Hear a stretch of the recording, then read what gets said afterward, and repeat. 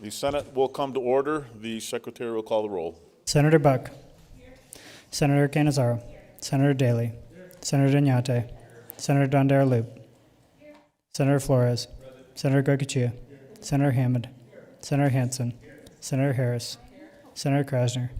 Senator Lang. Senator Neal. Senator Wynn. Senator Orenshaw. Senator Pizzina. Senator Scheibel. Senator Sievers-Gansert. Senator Spearman. Senator Stone. Senator Titus. Let the record reflect there are 21 senators present. Please rise for the prayer by Senator Spearman and remain standing for the Pledge of Allegiance.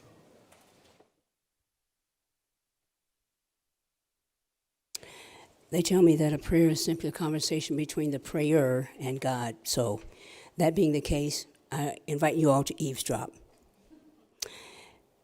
If I had the gift of being able to speak in other languages without learning them and could speak in every language there is in all of heaven and earth, but didn't love others, I would only be making noise.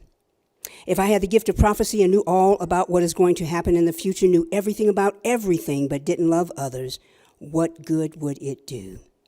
Even if I had the gift of faith so that I could speak to a mountain and make it move, I would still be worth nothing at all without love.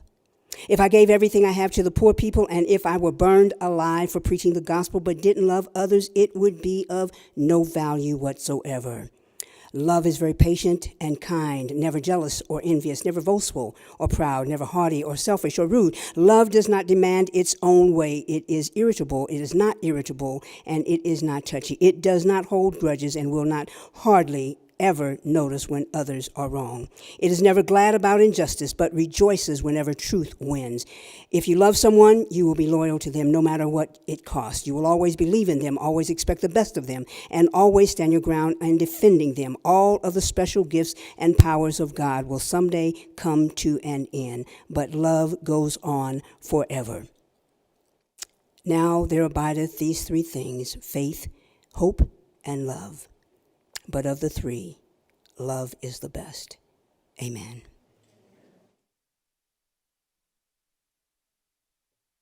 I pledge allegiance to the flag of the United States of America and to the republic for which it stands, one nation, under God, indivisible, with liberty and justice for all.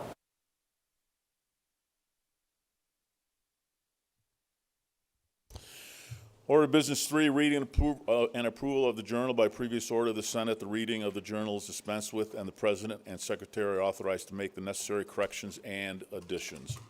Order of Business 16, remarks from the floor, introduction of guests. Senator Sievers-Gansert. Thank you, Mr. President. I have the honor of recognizing one of our distinguished colleagues who has served in this institution tirelessly for the last 2 decades, the senator representing District 19 and my friend Pete Goycochea. This rancher and champion for the rural communities of Nevada has left his mark as much on his legislative colleagues, both past and present, as he has on government affairs, natural resources, and water policy in this state, never failing to remind us of the severity and importance of dealing with the, quote, over-appropriated groundwater basins in our state. As a matter of fact, he just reminded Assemblyman Watts in Finance a few minutes ago. Senator Goycochea has improved our understanding of Nevada's complex water and natural resource issues while also working to improve the lives of his constituents as well as the greater rural community. A third-generation Nevada rancher in Elko, Eureka, and White Pine counties, he was born across the state line in Salt Lake City, Utah, and attended elementary school at Sacred Heart Parochial School in Ely, Nevada. He went on to attend White Pine Junior and Senior High Schools and graduated from Eureka County High School.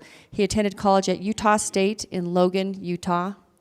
Before returning to cattle ranching full-time, he spent time working for Kennecott Copper Mining, the Eureka County Road Department, Mount Wheeler Power, and Windfall Mining. He also served in his local community as a Eureka volunteer firefighter and as the director of Eureka County High School Rodeo Club. He was elected to the Eureka County Board of Commissioners in 1987, where he served 16 years, and as chair for 14 of those 16 years, until his first election to the Nevada Assembly in 2002. He served in the Assembly for 10 years until 2012, when when he successfully secured a seat here in the Senate. Many of you may not know that Gokachia means upper house in Basque, so I guess he was destined for the Senate. Since his election to the legislature, he has held many leadership positions, including Assembly Minority Whip, Assembly Minority Floor Leader, Chair of the Senate Committee on Government Affairs, and Chair of the Legislative Commission's Subcommittee to Study Water. He has consistently served on the Money Committees every session, starting in 2009 with the Assembly Committee on Ways and Means, followed by 6 straight sessions on the Senate Committee on Finance. And of those of you who serve on finance, Pete is very humble. He always talks about the rules, but he actually knows all the budget.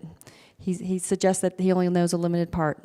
During his first session in 2003, he introduced and passed a bill authorizing a county whose population is less than 15,000 to impose, following voter approval, a sales and use tax of not more than 0.25% for the operation and maintenance of a swimming pool.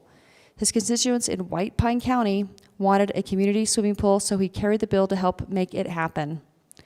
When he became a state legislator, he already had deep roots in local government, and it was during the 2015 session when he served as chair of the Senate Committee on Government Affairs that the legislature passed Assembly Bill 493 and Senate Bill 29 to authorize the governing bodies of cities and counties, with certain exceptions, to exercise all powers necessary or proper to address matters of local concern for the effective operation of city or county government. The attachés and legislative assistants who have worked with Senator Gokachia throughout his tenure have often become like an extended family to him. Just to mention a couple of these extended family members, Ashley O'Neill Smith worked with him in the 2005 and 7 sessions, and Toshi McIntosh, who we all know and love, has worked with him for 7 consecutive sessions starting in 2011 when he was serving in the Assembly. He has counted fellow legislators among his lifelong friends. Former Assemblyman John Carpenter welcomed him to the Assembly and the Cowboy Caucus, becoming one of his closest confidants before his passing. Other members of this informal Cowboy Caucus, who also would meet for coffee and breakfast at 6:30 a.m. daily, included former Speakers Oseguera and Kirkpatrick, former Assembly Sergeant of Arms Terry Sullivan, and former Assemblyman Tom Grady, to name a few. Mr. Grady, who many of you know, continues to check in with him by telephone every day and refers to him as a spokesman for the rurals during his 21 years in the legislature, and we all know that to be true.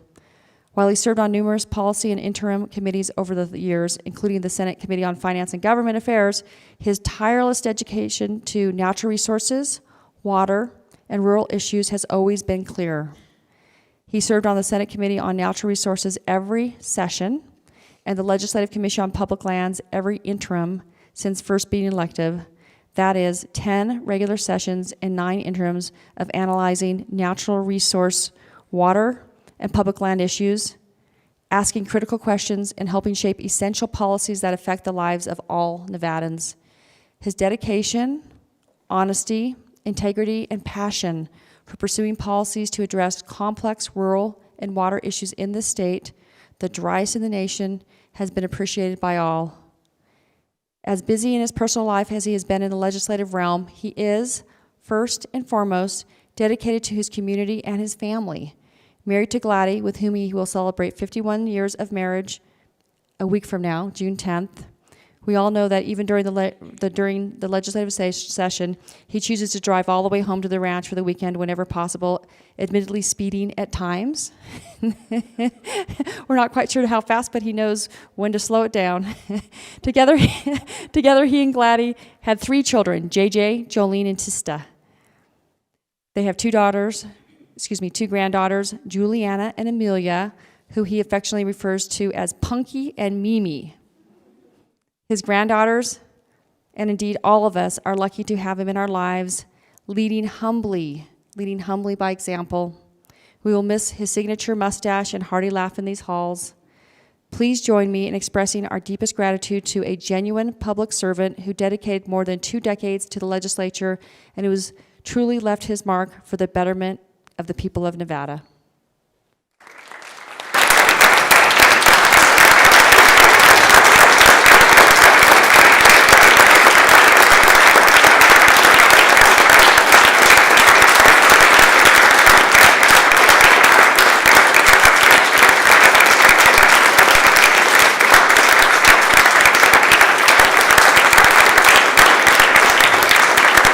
I want to thank you all for the hours late. Please sit down. We've got lots to do.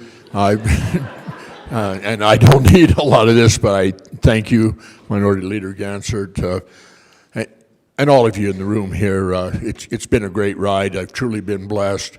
I also want to look out to staff and the people I've worked here with over the last 20 years, and you called on some of them. There was a few people were coming in, I said, yeah, you guys don't hang around for this. We don't know when we're going to get in. When we're truly going to go in, I told my wife to go home. I told Toshi, go home. I don't need any of this. But anyway, it's been a good ride, and I've just been blessed, and I'm glad the people of this state saw fit to send me back here. Their mistake, but 20 years, and it's been a good service. I really do enjoy representing Nevada. But again, I can't thank you people that I've had the opportunity to work with over these last years. And I hope I've been fair to you as you have to me, surely. So thank you. I'm not going to take a lot of time. We'll be here tomorrow morning. Thank you.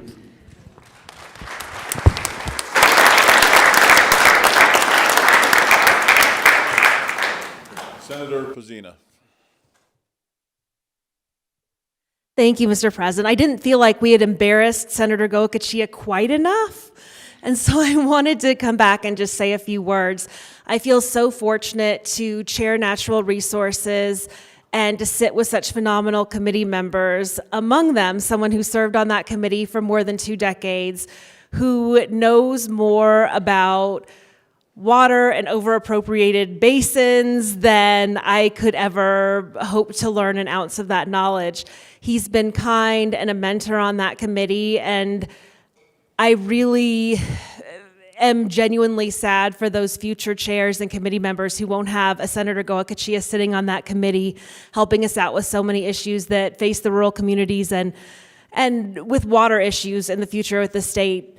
Thank you so much, Senator Goicoechea. You're not quite red enough yet. Common spelling of your last name. I'll miss you so much in committee, and thank you.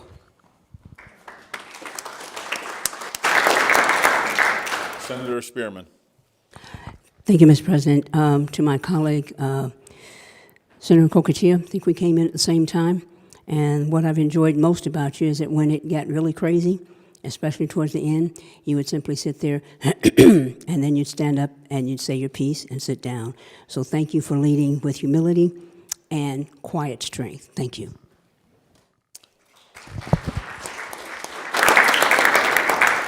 Senator Cannizzaro.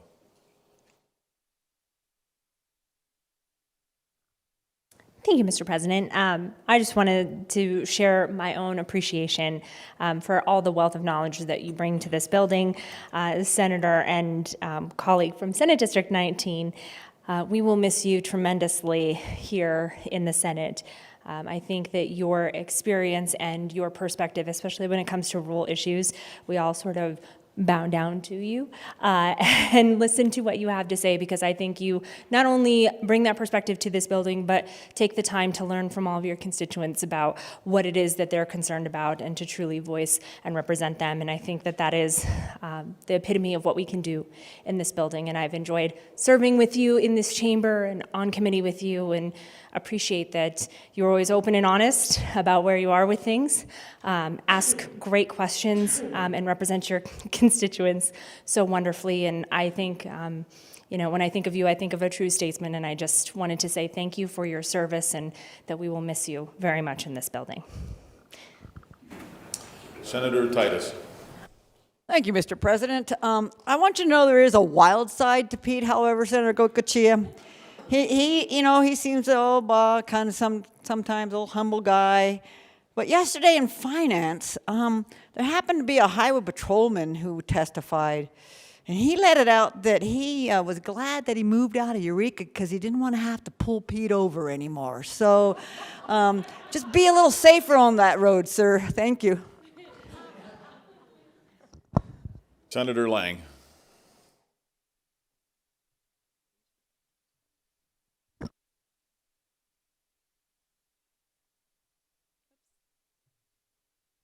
Okay, It's an honor to rise today and recognize one of our distinguished colleagues who has served this chamber with grace, wisdom, and oftentimes humor, the Honorable Senator representing District 18, Scott Hammond. This tall, always dapper, and humble family-man has established himself, although not as an attorney, as he often points out, but as a true quick study and legislative scholar. With his background as an educator, Senator Hammond was always seeking to better the lives of not only his students, but all the students and children of the Silver State. Although not a native Nevadan, Senator Hammond is born in Syracuse, New York, and that is perhaps where his love of the team of pinstripes comes from. As Scott's father served in the military, the family was later stationed in Alaska, where he attended school. After graduating from Delta Junction High School in the small remote town of Delta Junction, Alaska, he then attended the University of Alaska Fairbanks before transferring and earning a Bachelor of Arts from the University of Nevada, Las Vegas. Senator Hammond also received his master's in political science from UNLV, so do not let this soft-spoken gentleman from Southern Nevada fool you. He definitely understands this political process. Upon finishing his formal education, Senator Hammond earned his teaching certificate and began teaching government and Spanish for the Clark County School District and political science at UNLV. As an educator, he spent 16 years in the classroom. As many of you know, Scott has been married to his wife, Tanya, for over 30 years. 4 wonderful children have blessed their marriage: Tomas, Olivia, Sophia, and Isabella, who's with us today. Together, Scott and Tanya are members of Families Supporting Adoption, where they are fortunate enough to adopt through that organization. In any way they can, they frequently offer support to other couples wishing to start a family through adoption. Senator Hammond began his political career when he was first elected to the Nevada Assembly in 2010, where he served 1 term. In 2012, he has then successfully ran for a seat in the Senate. Since his election to the Senate, Senator Hammond was elected to the co-majority whip in 2015 and then co-majority whip for 6 years through the 2021 session. While he served on numerous policy and interim committees over the years, he often served on judiciary, where he is one of the few non-attorneys and had to become a quick study of the law. He served as chair of the Senate Committee on Transportation in 2015 and also served as the Senate Committee on Commerce and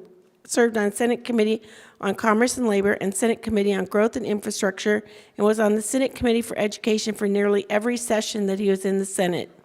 During the interim, he often served on the Legislative Commission as well as numerous standing and interim committees, including as chair of the Legislative Committee on Child Welfare, Juvenile Justice, during the 2015-2016 interim. Senator Hammond's dedication to education is unequivocal. As a former teacher who spent many years in the classroom, he is the man behind Nevada's school choice law, which was passed by the legislature in 2015. The legislation created an education savings account and directed grants from funds given to public school system through the distributed school account to individual ESAs. He was also highly instrumental in sponsoring and enacting legislation relating to charter school students and school safety throughout his legislative tenure. One of Senator Hammond's proudest accomplishments is having been a founding member of the Somerset Academy of Las Vegas, a highly successful charter school with several campuses. Senator Hammond's public service is not limited to his work in the chamber. He has been actively involved in numerous community and professional organizations, such as the Boy Scouts of America, but more importantly, his active participation in the Church of Latter-day Saints, Jesus Christ Latter-day Saints. As a former Spanish club advisor, he has taken many students all over Central America and Spain. He also coached basketball, softball, and youth soccer. In a single year alone, he and his wife Tanya participated in over 20 service projects to help local families. Scott Hammond is a true definition of a public servant. I'm sure it will surprise no one that despite keeping an extremely busy schedule as an educator, director of community outreach, and a true public servant, Senator Hammond always put his faith and family above everything else. With his final regular session of the Nevada Legislature nearing an end, I'm sure that his family will be grateful for the additional time they will be able to spend together. I would also be remiss if I didn't recognize his true loss that this body will feel not having Senator Hammond on the basketball court for the biennial Dockney versus Elephants basketball game. We won't feel sad about that. In fact, With the fleet-footed and smooth-shooting Scott Hammond, and I could be wrong, but I do not believe that the Elephants ever lost a game during his tenure. Well, maybe there wasn't a game he didn't score at least double figures. We'll certainly look forward to welcoming Senator Hammond back to the basketball court and as an alumni participant. Please join me in acknowledging a truly dedicated public servant, a gentle giant, my really great friend, and colleague who has left his mark not only throughout the hallways of this building, but also for the betterment of the well-being of the people of Nevada. I can honestly say that we could use more Scott Hammonds in this body in the future. Thank you for your service, and we'll miss you.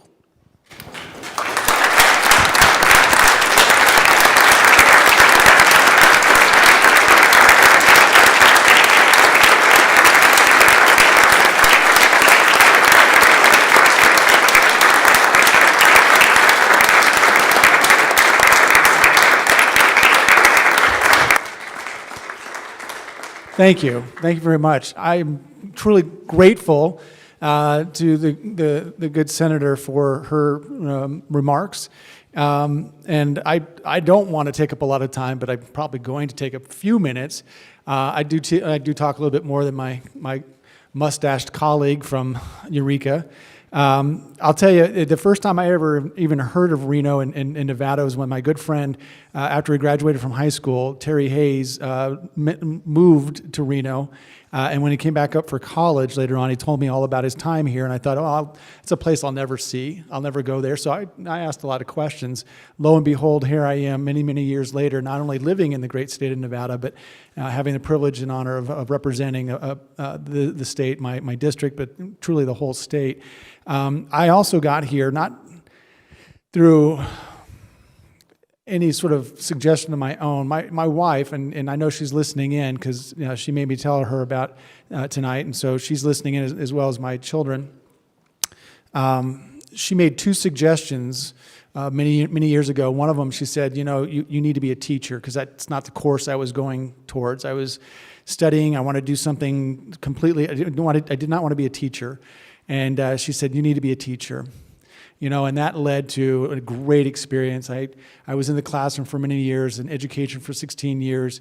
The moment I leave, and someday when I'm no longer in this position as a public official, and I no longer have the title of senator, that'll be okay with me, because the two titles I've ever really wanted and aspired to and really loved were, well, you call it father, dad, old man, whatever you want to call it. That was one. Then the other one was coach, and I loved it. And that provided me the opportunity to coach and be around young kids. And I've only been surprised a few times in my life. Yesterday was one of them, completely and utterly shocked because I had no idea. The other time was my last game as a coach.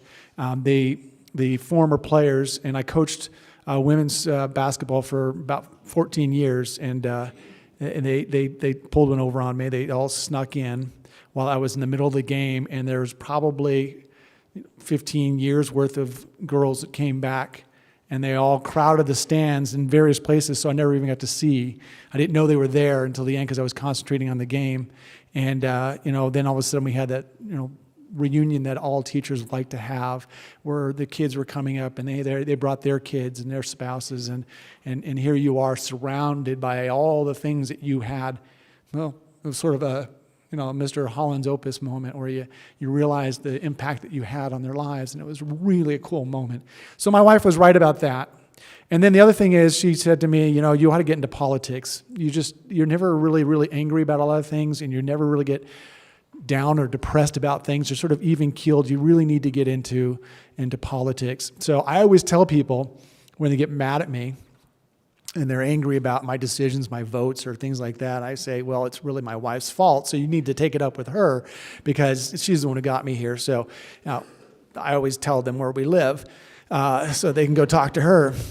So I know you're listening, and she was right, though. It's been a really good thing for me to be involved in. I've met a lot of good people over the years, and I always tell people there's two things in life that I know for sure, and that is the relationships you make with people, the time that you spend with each and every person. So if I've ever sat down and told you a story or had a joke or a laugh or, just spent some time with you, it's because I really, truly liked you, and I really wanted to know more about you, and I really wanted to understand who you were, or just be present in your life for a moment, because we don't have that many those moments with people. And the other thing is, this life is a series of moments, good moments, sometimes bad moments, but really good moments that you have to remember. Sitting on the floor of the Senate with your child on your lap. That's a moment you should never, ever forget. All right?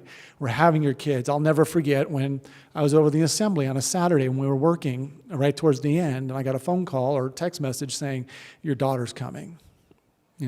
That's a moment I get to relive over and over again. So it's really, that's what's happened over the last few years. My children have grown up here.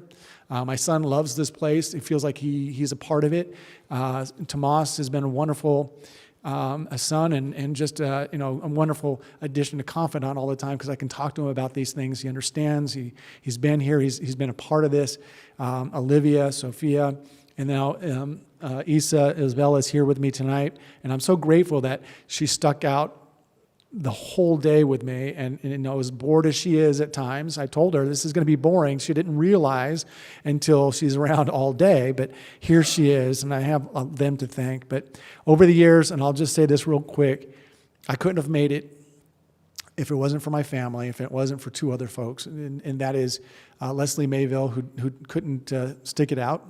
She went home. She was my LA for 5 of the 7 sessions I was up here, and she not only was always there, as a partisan, or I'm sorry, as a professional group of folks there in the building, they're not supposed to tell us how they feel about things. And I didn't know anything about where Leslie was on anything until she left. And so I am grateful because she was always right there rooting for me in all things, even though later on I knew that she wasn't exactly there on the same side on politics. And I thought to myself, there was somebody that embodies exactly what this building is about the nonpartisan staff. She was there to make me look good. And boy, did she have a lot of work to do. And she did it really, really well, because I really, I felt like that was she was there. And I was really, really, really not looking forward to her retiring, and she decided to go to another job. And I thought, what am I going to do now? She handed me over to Julie, who's here with me tonight. And if I didn't have Juliette Newman here, I would be going crazy, because there's another well-organized, she's just professional, and I really appreciate that, and I would have never made it. Somebody who liked to laugh, somebody who liked music, somebody who just, everybody centered around, because they all have questions and they all go to Julie. And, my wife said, you got lucky because you needed those two ladies to just be there and make sure you didn't screw up. So I appreciate that, and I appreciate what they've done and what you've meant. You've meant everything. The dinners over at your house with your husband, your family, just taking care of my family when they're here, everything. So thank you. And I thank Leslie. I know she's listening as well. I hope she is, because they meant everything to me. And lastly, I just want to say to all those my colleagues, thank you. I mean, I'm going to forget somebody, so I hate to even mention some of the ones, but there's just something you learn from every single person that you serve with, right? I mean, I learned a lot, Pete, not only your knowledge, but just, your presence. It was important. And of course, I also knew where the boundaries were. And I knew that when we were in the assembly and we were walking down the hall, and Grady and you and I were walking, I think Crescent Hardy was with us. And I flippantly used a moniker that somebody had placed on you. It was a nice little, a nickname. I think it was, "Don't tax my meat, Pete." And, as soon as it left my lips, I knew, what did I just do? And I stopped in my tracks thinking, oh my gosh, this giant of a man is within arm's reach of me. This is dangerous territory. I didn't know if I should run or what. And the next thing I know, there was this barrel laugh. He just went into a deep laugh. And I thought, all right, he and I are going to be pretty good friends. And so thank you. Thank your wife, Gladys, and for all that you've meant over the years. Crescent Hardy, I mentioned him. Paul Anderson, a really good friend of mine. Greg Brower, by the way, I didn't think I was going to mention him tonight, but Greg Brower is the guy. If we can learn a lot from our legislators, there's one thing I learned from him, and that is his grace and his gratefulness. There wasn't a time where if something happened to a former member of this body, he didn't mention it on the floor in Order of Business 16. He mentioned birthdays and passings, and he always had something just wonderfully written to say. No, it wasn't even written, actually. He was just gifted, and I love that about him. Doc Hardy, who you could always go to, and he was soft-spoken, and he said something so beautifully to people. He always made you feel good about yourself. I love that about Pete. Mo Dennis, who was just a gentleman. I just loved serving with Mo Dennis. Melissa Hardy over on the other side, wonderful friend. But there's so many people I have served with, and I appreciate all that because I think you learn from people and you absorb that. And I thank you all for the time that you have spent with me to make me a better person. And lastly, I'm going to say to my favorite teacher, Miss Bomer, my second grade teacher, more than anything, Miss Bomer taught me, take the first step. Everything else will work itself out. You know, you may not have a plan for everything in life, but if you just take the first step, it'll happen. And I think she's right. And that's what I did. When my wife suggested that I get into politics, I took the first step. And I've been blessed ever since for that. And I thank you again, and thank you for the moment that I could talk to everybody here. And to my kids, good night, go to sleep. It's time to go. Thank you very much.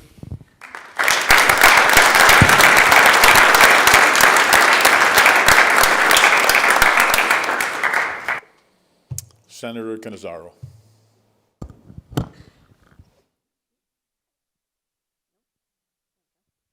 Thank you, Mr. President.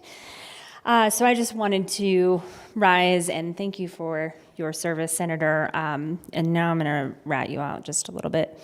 So the first time that I joined this body, I actually sat right over in this corner over here. And the person who sat on the one side of me is my colleague from Senate District 1. But the person who sat on the other side of me is my colleague from Senate District 18. And you know, he was always very busy and really doing like a lot of research on things. And I was like, oh, you know, he's really into these bills. And he must know all the words in every single one of them because he's just like reading them and staring at them on his computer. And then one day I glanced over and I noticed that he was watching my favorite baseball team, which also happened to be his favorite baseball team, and they were doing quite well. So I appreciated that and was like, oh, I think I like him even more now that we were rooting for the Yankees together. And so I just have always appreciated that. I think you don't leave, life behind just because you're in this building, and I think that's a good perspective to have around here. And so I just wanted to say thank you for giving so much of yourself to this and this process, and always being, I think, to my colleagues' point about the non-lawyer on judiciary, always very insightful into what we were doing and asking the good questions and being studious. So despite the fact that he routinely was, I think, keeping an eye on our Yankees, as he should, I do think that he also is doing the work that is required in this building. And he does know what is in these bills, even though we're rooting for the Yankees all the time. And so I just wanted to say thank you. And then I wanted to leave you with a parting gift that I think you'll enjoy a lot. The next time that my 2-year-old is in this building, I'll let him eat the rest of that big old Hershey Kiss. I'm going to send him up to you. And you guys can have a good time together. Because I think he'll enjoy it. And I hope that you enjoy it. But thank you for giving so much of yourself and your family for giving you to us. That is really, truly something that is real in this building. And thank you for always making sure that I think the rest of us see that, you don't leave life and family behind just because you're here for 120 days. And sometimes it can feel that way. So I appreciate you. Thank you for your service, and we will definitely miss you. Senator Neal.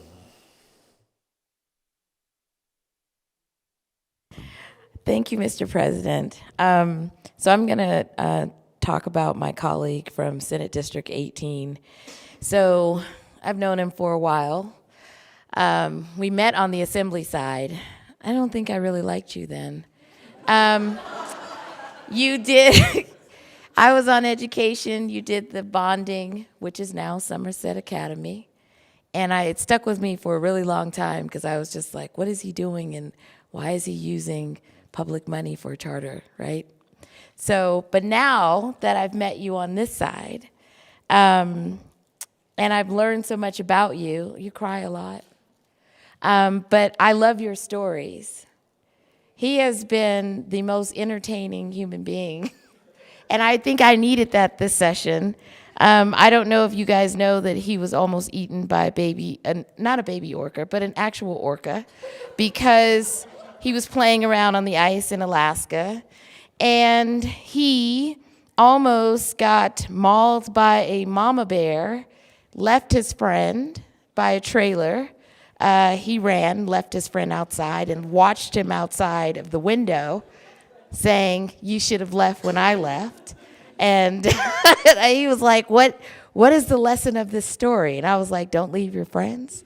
And he was like, no, that was not the lesson. So he, yeah, run faster than your friends.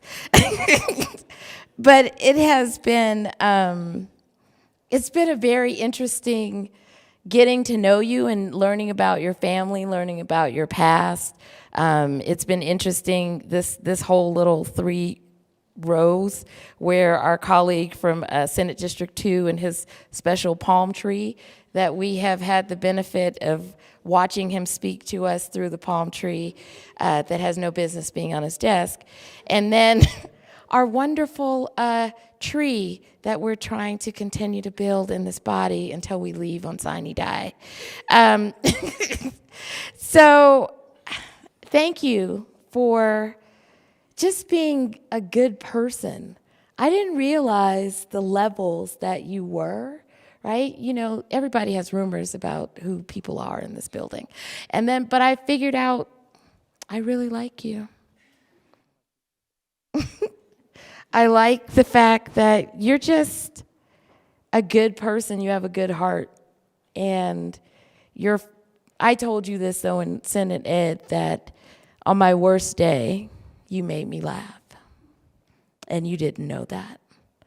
But it's been good for me to be next to you. And last session, I wasn't next to you. You were next to my other colleague over there. You guys had a good old time.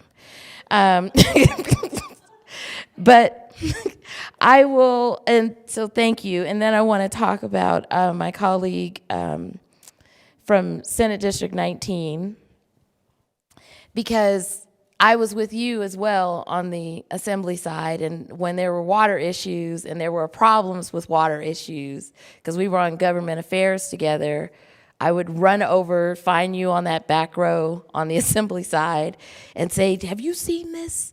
You see what they're doing on water? You need to join, we need to change this.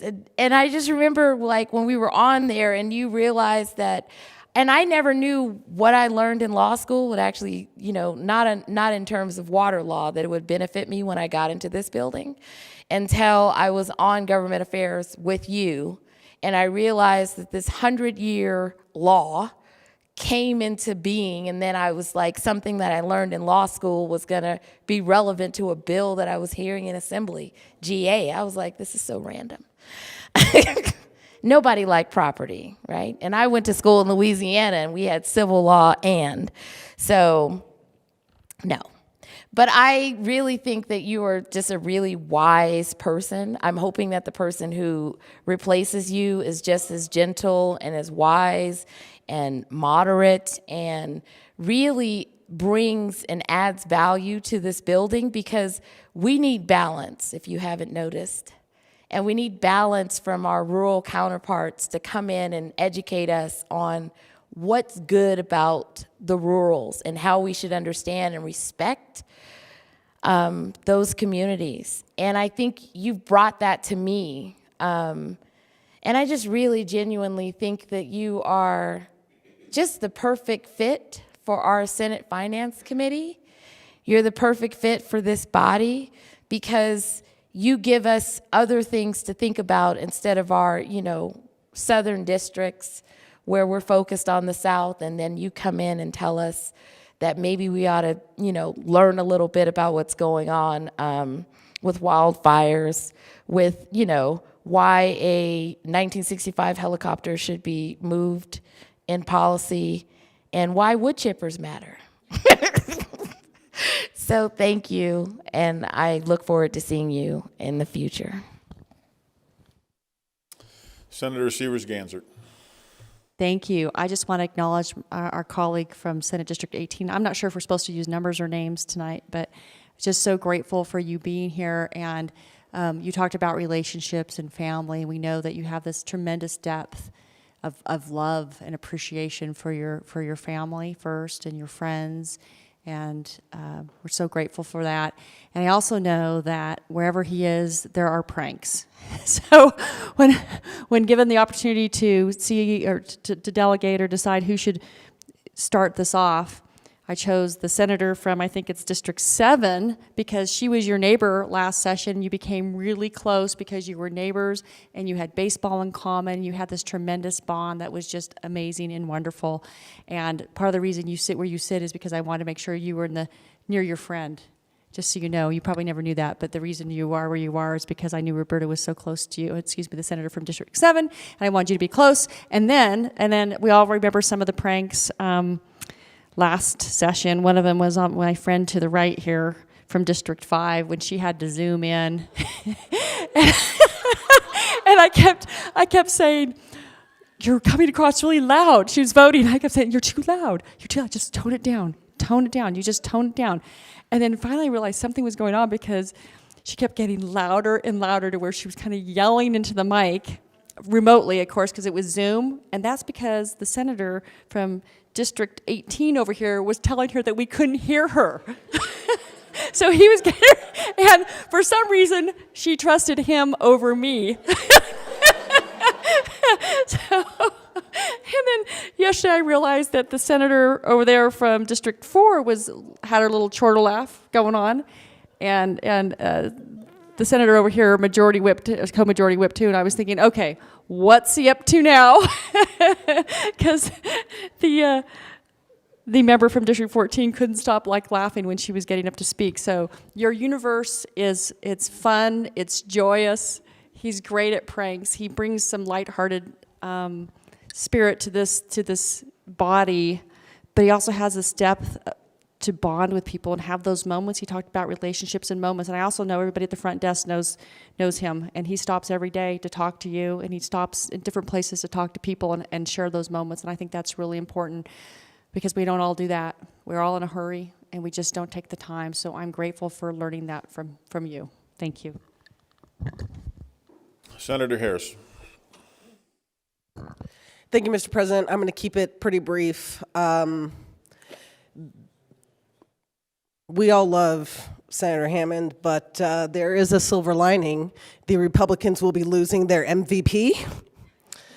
And so the Democrats have a chance next session. Thank you, sir. Senator Cannizzaro.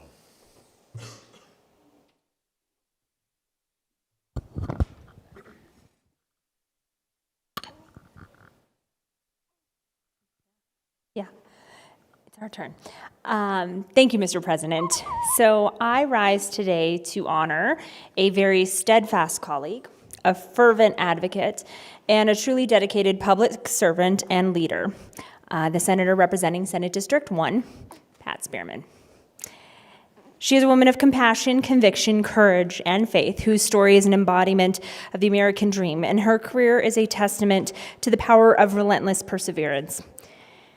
Senator Spearman was born in Indianapolis, Indiana, and grew up in the Deep South. And I think we've all heard a couple of times her remarkable story about how she came into this world in a service elevator with her mom, and how she has now sort of made it to this point, which again I think is just a true testament to her truly wonderful life story thus far.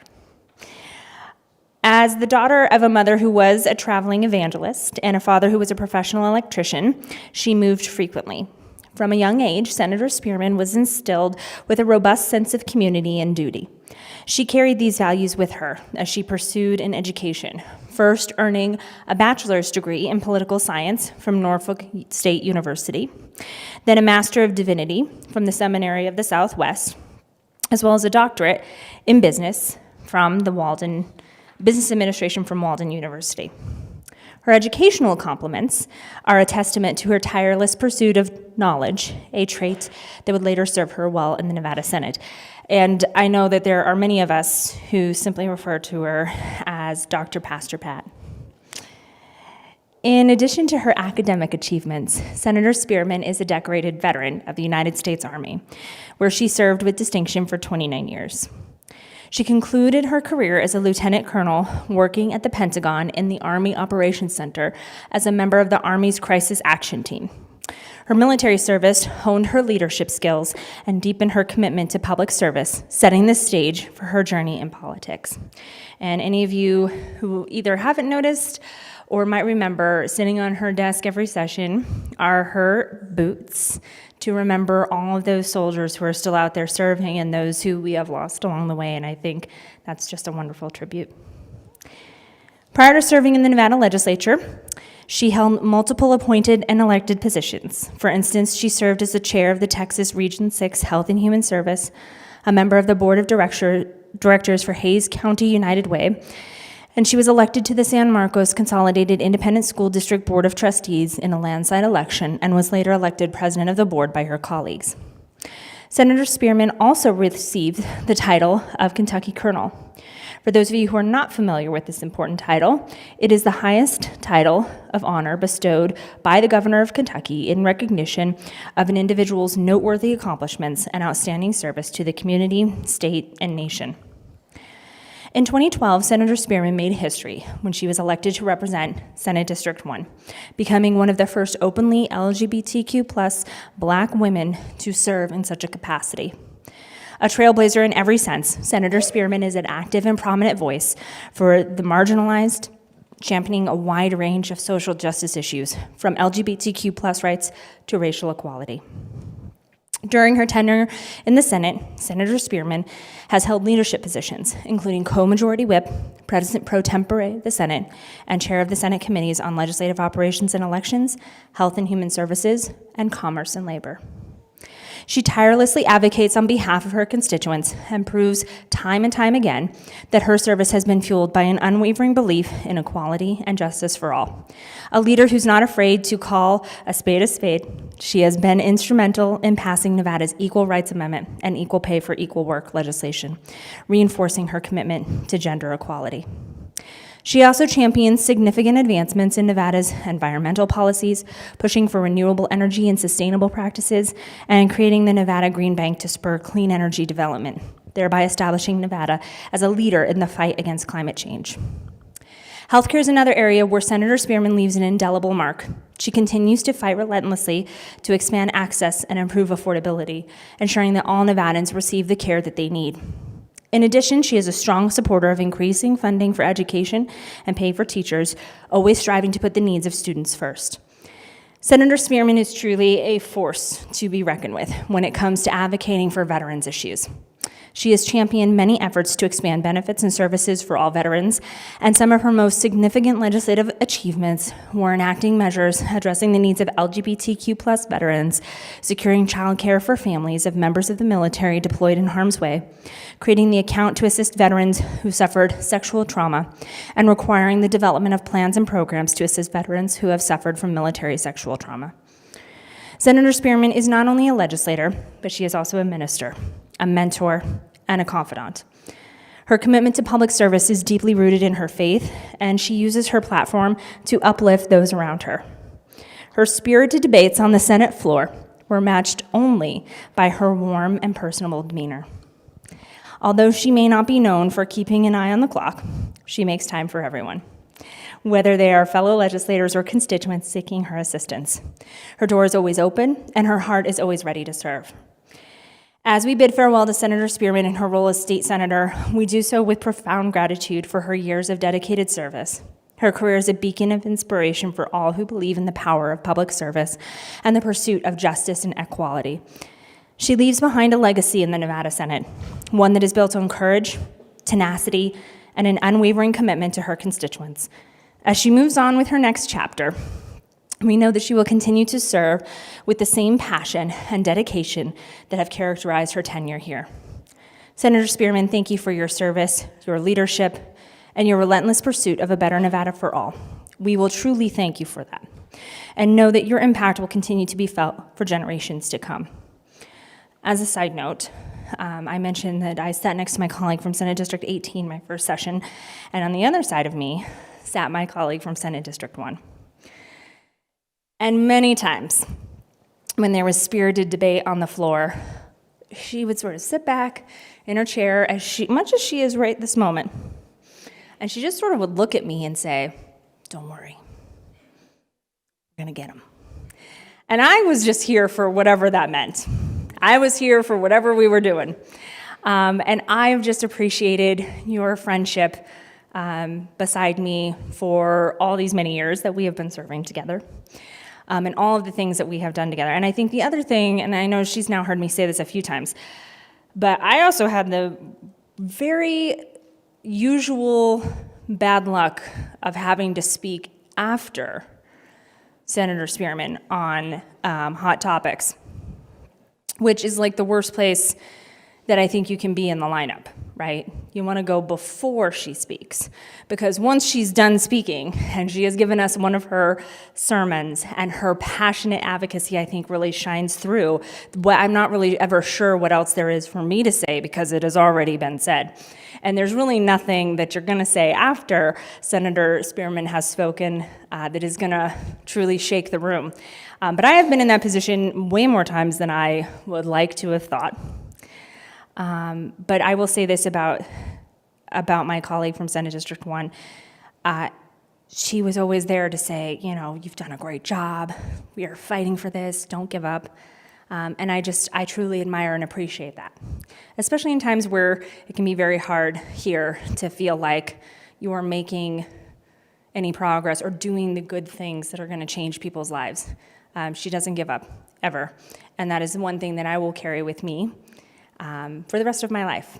And so I appreciate you, my dear friend. I don't know really what we will do without you. We will miss you terribly.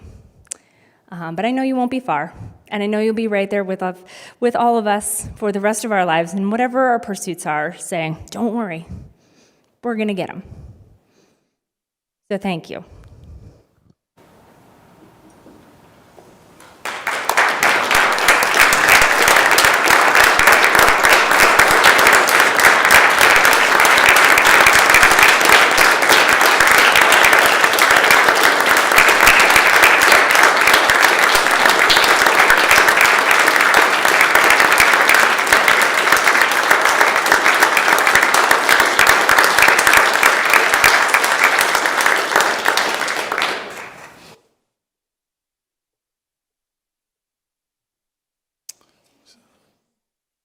Senator Spearman. I guess it's my turn. This is so embarrassing. It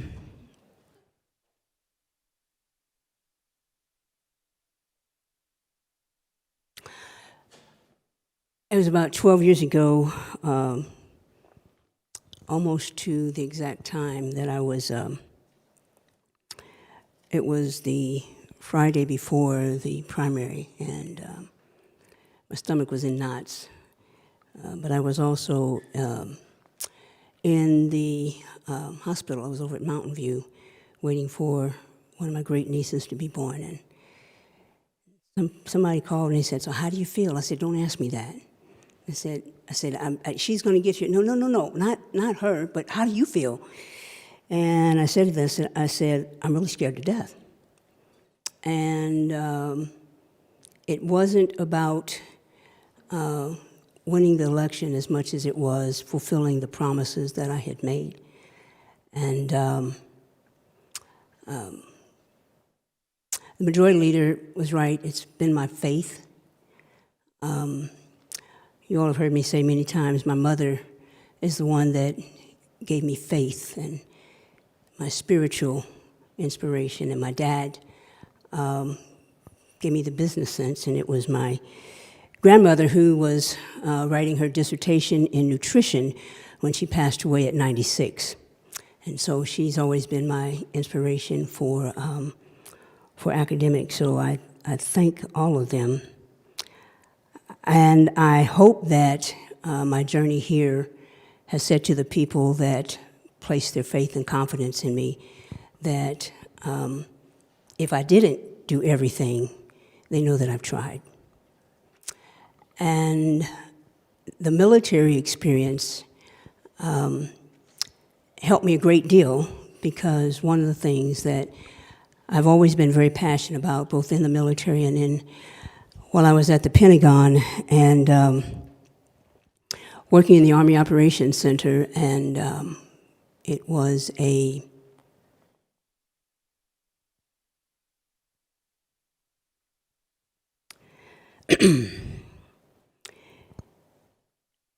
there were very few days that I left work and didn't drive home just eyes full of tears. And I kept thinking to myself, God, how much more of this can I take? And every day is talking about some battle that happened and talking about the carnage that was left, and then going through the KIA list. And every day the president receives a presidential daily brief. And what we did at the Pentagon was compile all the information for the last 24 hours that the Army Chief of Staff then took to Joint Chiefs of Staff, and Joint Chiefs of Staff did whatever it was they did, and the President got it. And I just say that so it's the level of detail. And it was something that I will never, ever forget. And so when I advocate for veterans, it's because I understand what not only they go through, but I understand the families. I understand what it means when you get called to go someplace. And one time I think I was a first lieutenant, and I just started in company command and at Fort Hood, and we were told we were going to go someplace, and they didn't tell us, and I couldn't tell my family, and we didn't really know till we got on the plane. And I remember my sister saying, well, will you call me when you get there? I said, I have no idea where we're going. And being that far away from your family and them not knowing. So I always say to people, when we serve, our families serve. And I hope you all never forget that in this chamber. Always advocate for the veterans and for their families. The other thing that I will say is that has informed me is my life's experience. And the majority leader was right when she said I lived in the Deep South. Yes, I did, but I lived all over. By the time I was from the 8th grade to my second semester of my junior year, I had attended more than 115 schools. And I only knew that because when I got to Kansas City, we had to go back and back and back and back and back, and they had to figure out, what credits would be there. And I never wanted to do that again when I grew up. Matter of fact, I said, wherever I am when I graduate, that's where I'm going to stay. But I thank God for that experience because it taught me an appreciation for diversity. And wherever I went, I had to quickly learn what was important to other people and respect that. And that informed me also in my journey as a pastor. I ascribe to the Christian faith, but I have a deep amount of respect for other people's faith or lack thereof. And I do that because regardless of who you pray to or not, I believe that we're all here on the behalf of a higher power.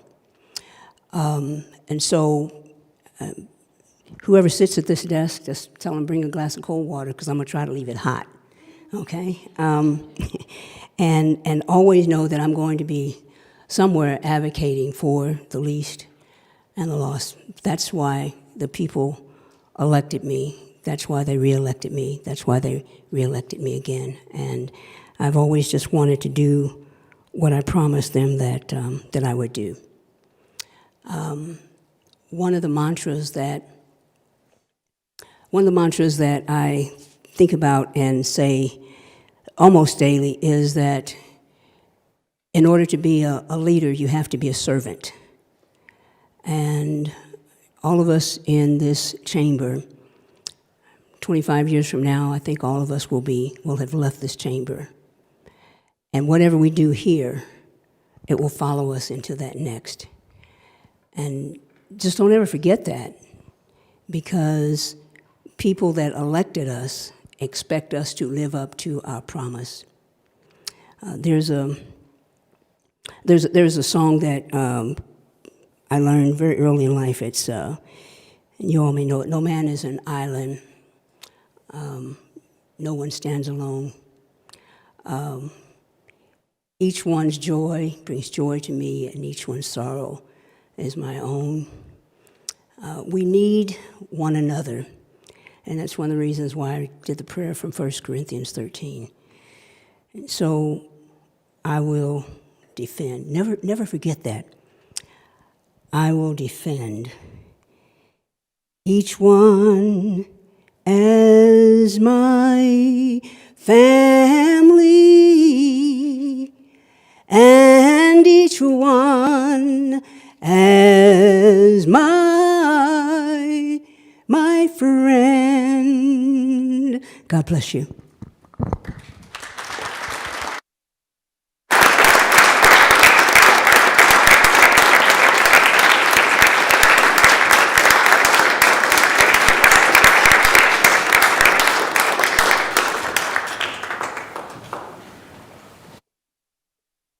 Senator Scheibel. Thank you, Mr. President. I also want to recognize my friend and colleague from Senate District 1. I have not known serving in the Senate without her. And I wanted to share one of my very first impressions of Senator Spearman, because when I got here, I actually don't think we served on any committees together in my first session. And I can't remember who I was talking to. I was talking to somebody about a bill that I had, and I was trying to figure out who might support it, and they said to me offhand, well, you know, the senator from District 1, if it helps people, she'll jump on board. And I thought they kind of meant it as a passing comment or an exaggeration, but I kid you not, it was my bill to cover kids on Medicaid for a full year from the date of enrollment, which is now law, by the way. Not because of that bill, but that's a different story. But the point is that it was a bill to get kids covered on Medicaid. And so when I went to talk to Senator Spearman about the bill, we're talking, and she literally says to me, "Oh, that's going to help so many people. I'm in." And so it just reminded me that the reason that we are here is to help people. And nobody does that better than my colleague from Senate District 1. Nobody keeps that, closer to their heart, first thing on their mind better than my colleague from Senate District 1. And so sometimes I think about that moment and that phrase and that idea that when it gets hard in here to make decisions or to figure out the right thing to do, I think of my colleague and her relentless drive to fight and to help people. And so I will carry that with me always, and I want to thank you for that. Senator Orenshaw. Thank you very much, Mr. President.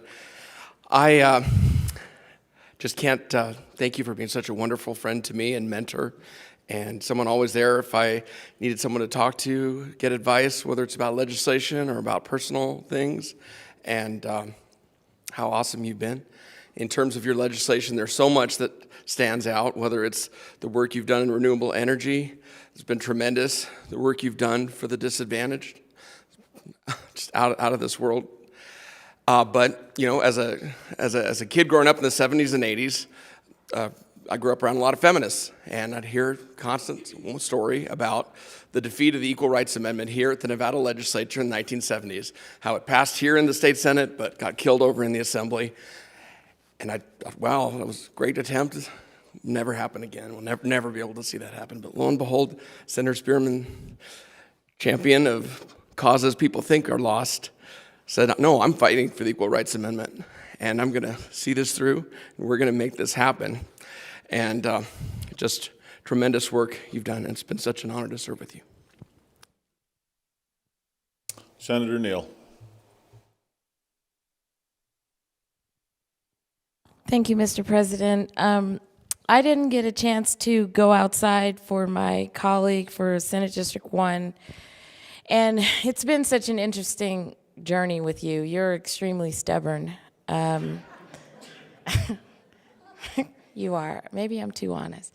Okay, you're extremely stubborn, but you're also super passionate. And so when you attach to something, you can't unattach. But that's a good thing, right? Sometimes you have to be dogmatic for the policy that you want to go after. And in this building, it takes sometimes more than one session to move something. But I also have seen your strength in conflict.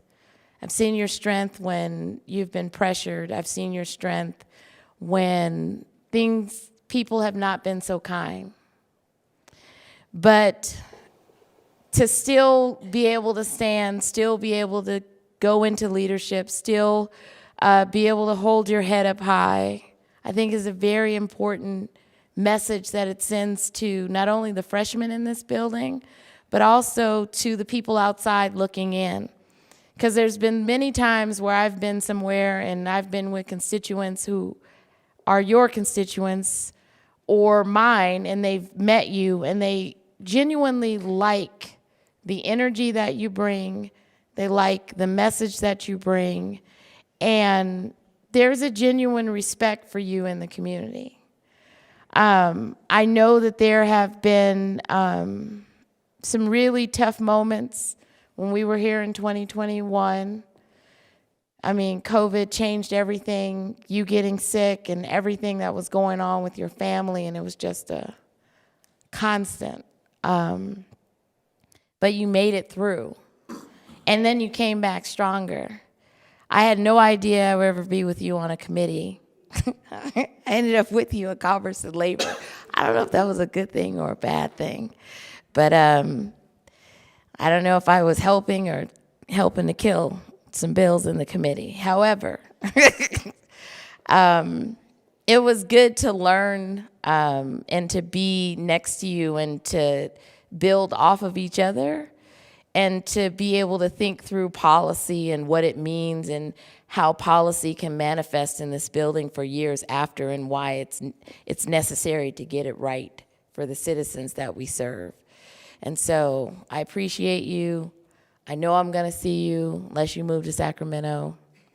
But if you stay in North Las Vegas, I know I'm going to see you. So it's been a pleasure serving with you.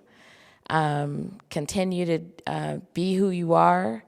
I'm sure you'll continue your national and international travel. But it's been a pleasure working with you, my colleague from District 1. Senator Harris. Thank you, Mr. President.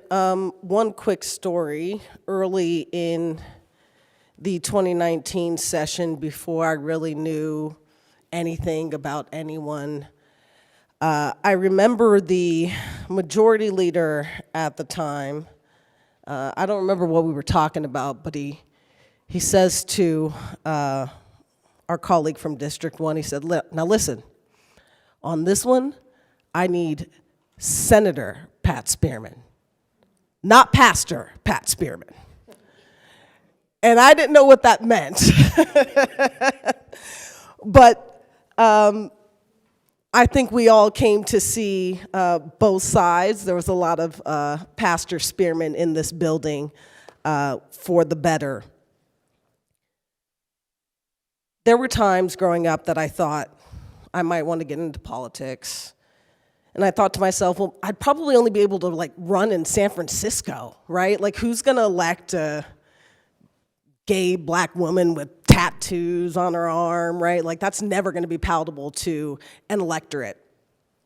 And then I got appointed, and fortunately for me, Senator Spearman was already here in her fullness, in herself. And so when it came time for me to actually run, I knew that I could do that as myself. So, thank you for that. It's a privilege to not be first. And you were that for me. And I hope we can keep that going. Thank you. Senator Severs-Gansert. Thank you, Mr. President. I want to acknowledge my colleague from District 1. She has this tremendous spirit and fight, and she runs a tough committee, and she's fair, and she works so hard all the time.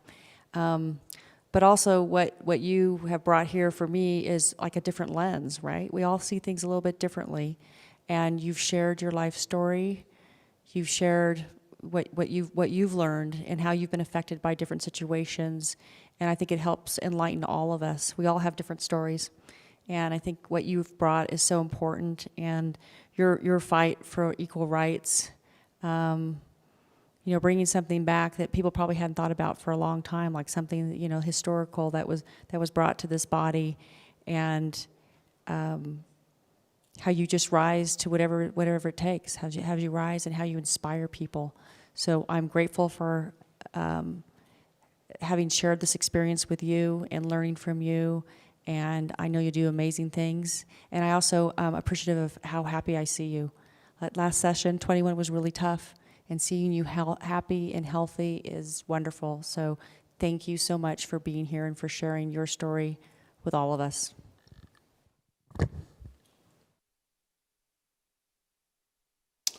Okay, seeing no further remarks, we will go to order of business 4, reports of committees.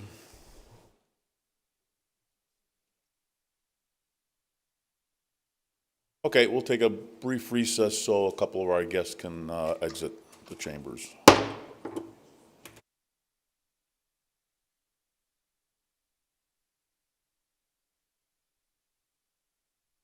Just wanted to make an announcement that Senate HHS will be having a session behind the bar right now, work session.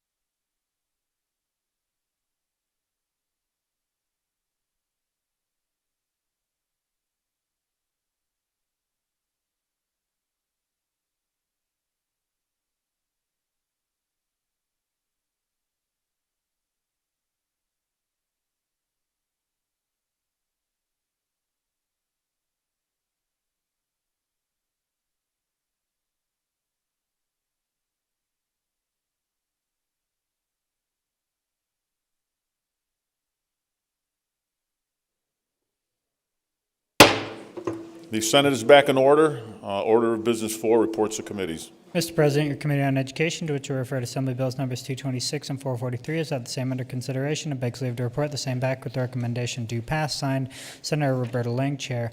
Mr. President, your Committee on Finance, to which was referred Senate Bill number 231, is at the same under consideration and begs leave to report the same back with the recommendation amend and do pass as amended.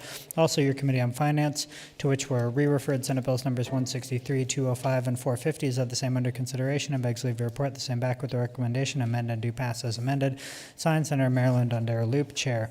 Mr. President, your Committee on Government Affairs, to which were referred Assembly Bills numbers 140, 299, 310, 461, 514, and 517, is at the same under consideration and begs leave to report the same back with the recommendation do pass. Signed, Senator Edgar Flores, Chair.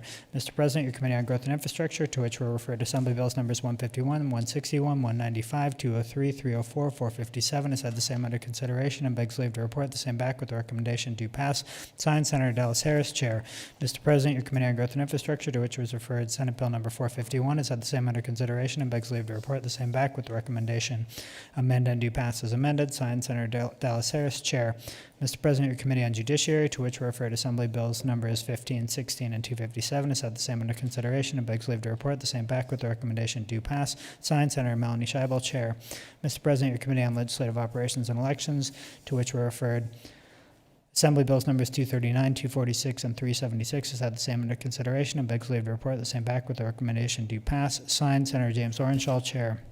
Mr. President, your Committee on Natural Resources, to which were referred Assembly Bills numbers 46 and 184, is at the same under consideration and begs leave to report the same back with the recommendation do pass. Signed, Senator Julie Pacina, Chair. Mr. President, your Committee on Revenue and Economic Development, to which were referred Assembly Bills numbers 77, 232, and 345, is at the same under consideration and begs leave to report the same back with the recommendation do pass. Signed, Senator Dina Neal, Chair. End of reports. Order of Business 6, messages from the Assembly. Assembly Chamber, Carson City, June 1st, 2023. To the Honorable Senate, I have the honor to inform your honorable body that the Assembly on this day passed Assembly Bills numbers 489, 494, and 515. Also, I have the honor to inform your honorable body that the Assembly on this day passed as amended Assembly Bills numbers 6, 28, 37, 128, 137, 252, 255, 258, 259, 261, 263, 319, 384, 422, 482, and 506. Also, I have the honor to inform your honorable body that the Assembly on this day adopted Senate Concurrent Resolution number 5, signed Carol Ayala Sala, Assistant Chief Clerk of the Assembly. End of messages. Order of Business 9, motions, resolutions, and notices. Senator Cannizzaro. Thank you, Mr. President. I move that media personnel noted on the list at your desk be accepted and accredited as members of the press, and that they be allowed to use the appropriate space and media facilities in the legislative building. You've heard the motion. All those in favor signify by saying aye. Opposed, nay. Motion carries. Senator Cannizzaro. Thank you, Mr. President. I move that Senate Standing Rule number 50 be suspended and that Assembly Bill number 516 be withdrawn from the Committee on Revenue and Economic Development and re-referred to the Committee on Finance. You've heard the motion. All those in favor signify by saying aye. Opposed, nay.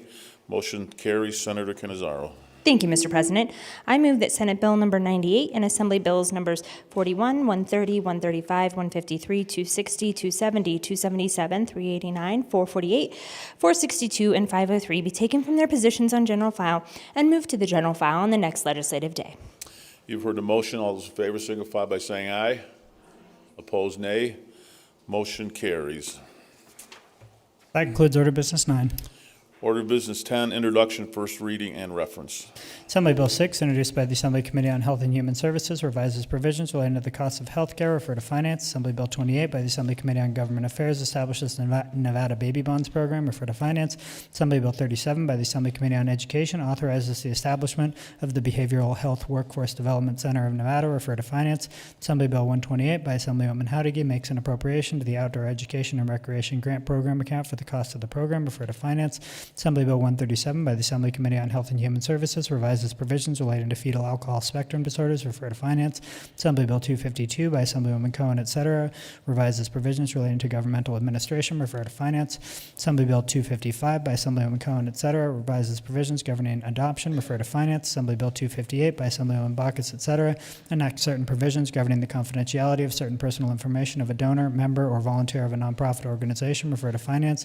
Assembly Bill 259 by Assemblywoman Assemblywwoman Brown May, revises provisions governing wages for persons with disabilities, refer to Finance. Assembly Bill 261 by the Assembly Committee on Natural Resources, revises provisions relating to water, refer to Finance. Assembly Bill 263 by Assemblyman Watts, enacts provisions relating to the transmission of Legionnaire's disease by building water systems in certain healthcare facilities, refer to Finance. Assembly Bill 319 by Assemblywoman Howdigy makes an appropriation of the State Department of Agriculture for universal free breakfast and lunch for Nevada pupils, refer to Finance.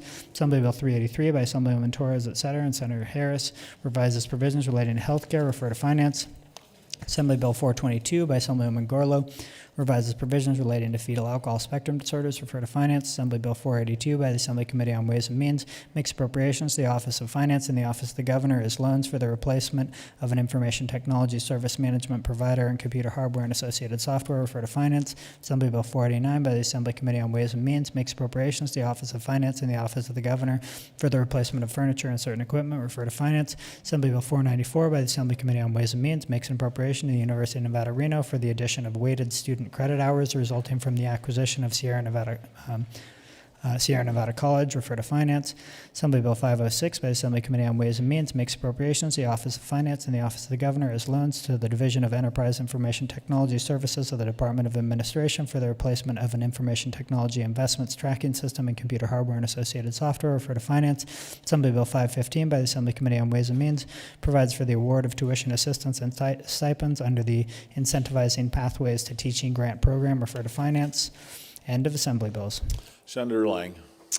Thank you, Mr. President. I move that we refer the bills listed on the Assembly Bill introduction paper at your desk to the Committee on Finance. You've heard the referral. If there are no objections, so ordered. That concludes Order Business 10. Order Business 12, second reading. Senate Bill 99, introduced by Senator Goicoechea, makes an appropriation to the Desert Research Institute of the Nevada System of Higher Education to support the Nevada State Cloud Seeding Program. The people of the state of Nevada, represented in Senate Assembly, to enact as follows, Section 1 into Section 1. Are there any amendments? There are none. SB 99 is ordered to the general file. That concludes Order Business 12. Order Business 13, general file. Senate Bill 189, introduced by Senators Canizaro, et cetera, and Assemblywoman Anderson, et cetera, makes an appropriation to communities and schools of Nevada for the purpose of providing integrated student support services to people of the state of Nevada, represented in Senate Assembly, to enact as follows, Section 1 into Section 1. Are there any amendments? There are none. Section 2, this act becomes effective upon passage and approval. End of bill. Senator Canizaro. Thank you, Mr. President. Senate Bill 189, as amended, provides a $2 million general fund appropriation in fiscal year 2023 to communities and schools of Nevada for providing integrated support services to pupils enrolled in public schools in Nevada, and requires the organization to report certain expenditure information to the Interim Finance Committee. Are there any remarks from the floor? Seeing none, the Secretary will open the roll.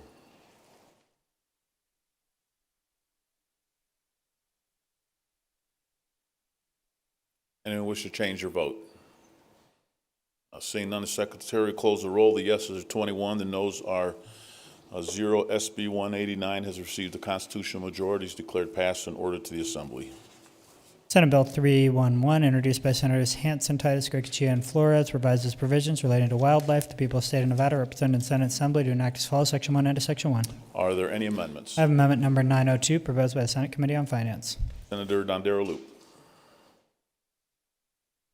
Thank you, Mr. President. I move to dispense with the reading of the amendment. If there are no objections, so ordered. Senator Dondero-Lupe. Thank you, Mr. President. I move to adopt the amendment. You've heard the motion. Senator Dondero-Lupe. Amendment 902 to Senate Bill 311 removes the requirement for the Board of Wildlife Commissioners to establish a program to allow a person to transfer his or her tag to hunt a big game mammal to certain persons, and instead authorizes the board to do so. Additionally, the amendment removes the requirement to establish and provide an online course of instruction in the responsibility of hunters. Are there any remarks from the floor? Seeing none, all those in favor signify by saying aye. Opposed, nay. Motion carries. SB 311 is ready for final action. Senate Bill 311, introduced by Senators Hansen, et cetera, revises provisions relating to wildlife. The people of the state of Nevada, represented in Senate Assembly, to enact as follows, Section 1 into Section 1. Are there any amendments? There are none. Section 4 into Section 4 under bill. Senator Hansen. Thank you, Mr. President. Senate Bill 311, as amended, authorizes the Board of Wildlife Commissioners to establish a program to allow a person to transfer his or her tag to hunt a big game mammal to any person who is under 18 years of age. The bill becomes effective upon passage and approval for the purpose of adopting any regulations and performing any other preparatory administrative tasks that are necessary to carry out the provision of this act, and on January 1st, 2024 for all other purposes. Are there any remarks from the floor? Seeing none, the Secretary will open the roll.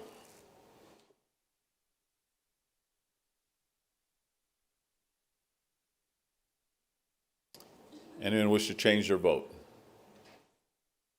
Seeing none, the Secretary will close the roll. The yeses are 21 and noes are 0. SB 311 has received the constitutional majority as declares passed and ordered to the Assembly. That concludes Order of Business 13 on the first agenda. Order of Business 16, remarks from the floor, introduction of guests. Seeing none, we will go to the second agenda. Order of Business 4, reports of committees.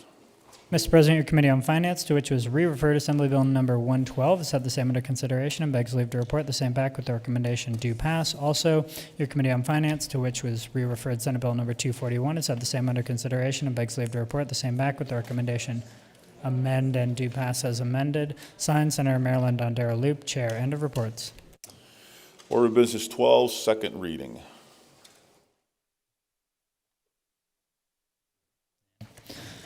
Senate Bill 231, introduced by Senators Canizaro, et cetera, and Assemblyman Yeager, et cetera, makes an appropriation to the Interim Finance Committee for allocation to school districts that budget salary increases for certain employees. The people of the state of Nevada, represented in Senate Assembly, do enact as follows. Section 1 into Section 1.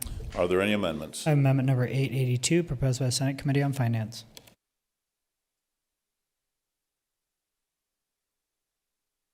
Senator Dondero Loop.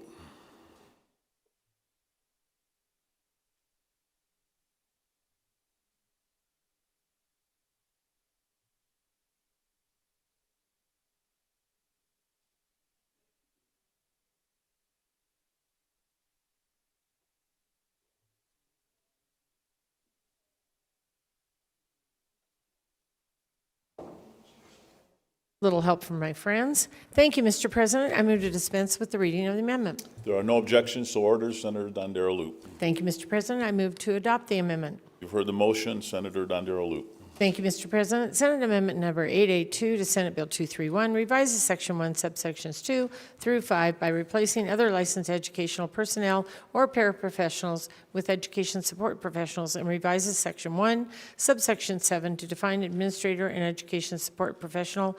Additionally, Senate Amendment number 882 to Senate Bill 231 provides a general fund appropriation of $41,694 in fiscal year 24 to the Nevada Department of Education to support its personnel expenditures to assist in the apportionment of funds to school districts. Are there any remarks from the floor? Seeing none, all those in favor signify by saying aye. Opposed, nay. Motion carries. SB 231 is ordered, reprinted, engrossed, and to the general file. Senate Bill 451, introduced by Senator Spearman, enacts provisions to promote the development and use of clean hydrogen technology in the state. The people of the state of Nevada, represented in Senate Assembly, do enact as follows. Section 1 into Section 1. Are there any amendments? I have amendment number 883, proposed by the Senate Committee on Growth and Infrastructure. Senator Harris. Thank you, Mr. President. I move to dispense with the reading of the amendment. No objections, so ordered. Senator Harris. Thank you, Mr. President. I move that we adopt Amendment 883 to Senate Bill 451. You've heard the motion. Senator Harris. Thank you, Mr. President. Amendment 883 to Senate Bill 451 requires a joint interim standing committee on growth and infrastructure to conduct a study concerning the development of hydrogen and hydrogen storage as a potential energy resource in the state, including, without limitation, the development of hydrogen technologies. Are there any remarks from the floor? Seeing none, all those in favor signify by saying aye. Opposed, nay. Motion carries. SB 451 is ordered, reprinted, engrossed, and to the general file. Assembly Bill 15, introduced by Ways and Means, prescribes the manner for increasing the base salaries of district judges. The people of the state of Nevada, represented in Senate Assembly, do enact as follows. Section 1 into Section 1. Are there any amendments? There are none. AB 15 is ordered to the general file. Assembly Bill 16, introduced by Ways and Means, prescribes the manner for increasing the base salaries of justices of the Nevada Supreme Court and judges of the Nevada Court of Appeals. The people of the state of Nevada, represented in the Senate Assembly, do enact as follows, Section 1 into Section 1. Are there any amendments? There are none. AB 16 is ordered to the general file. Assembly Bill 46, introduced by Natural Resources, makes various changes relating to historical markers. The people of the state of Nevada, represented in the Senate Assembly, do enact as follows, Section 1 into Section 1.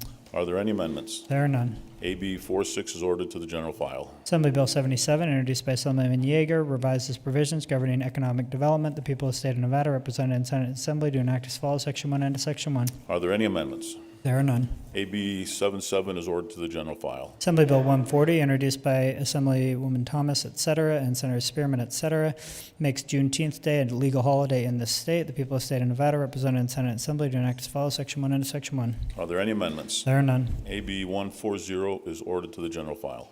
Assembly Bill 151, introduced by Assemblywoman Anderson and Senator Canizaro, et cetera, provides for the issuance of a limited duration of special license plates commemorating the 150th anniversary of the founding of the University of Nevada, Reno. The people of the state of Nevada, represented in the Senate Assembly, do enact as follows, Section 1 into Section 1. Are there any amendments? There are none. AB 151 is ordered to the general file. Assembly Bill 161, introduced by Assemblyman C.H. Miller, et cetera, revises provisions governing the identification of persons. The people of the state of Nevada, represented in the Senate Assembly, do enact as follows, Section 1 into Section 1. Are there any amendments? There are none. AB 161 is ordered to the general file. Assembly Bill 184, introduced by Assemblyman Watts, et cetera, and Senators Harris, et cetera, establishes an incentive program for the purchase of certain zero-emission, medium-duty, and heavy-duty vehicles. The people of the state of Nevada, represented in the Senate Assembly, do enact as follows, Section 1 into Section 1.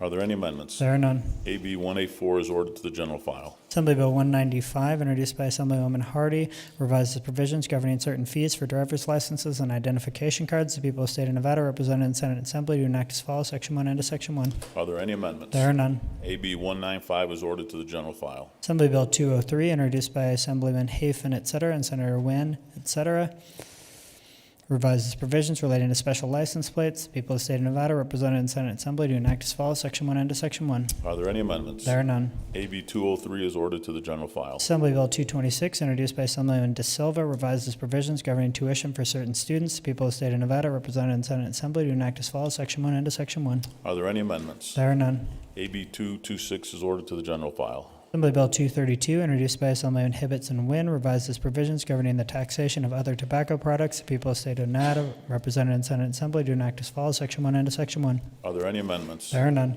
AB 232 is ordered to the general file. Assembly Bill 239, introduced by the Assembly Committee on Government Affairs, makes various changes relating to government administration. The people of the state of Nevada, represented in the Senate Assembly, do enact as follows, Section 1 into Section 1. Are there any amendments? There are none. AB 239 is ordered to the general file. Assembly Bill 246, introduced by Assemblywoman Torres, et cetera, revises provisions governing elections. The people of the state of Nevada, represented in the Senate Assembly, do enact as follows, Section 1 into Section 1. Are there any amendments? There are none.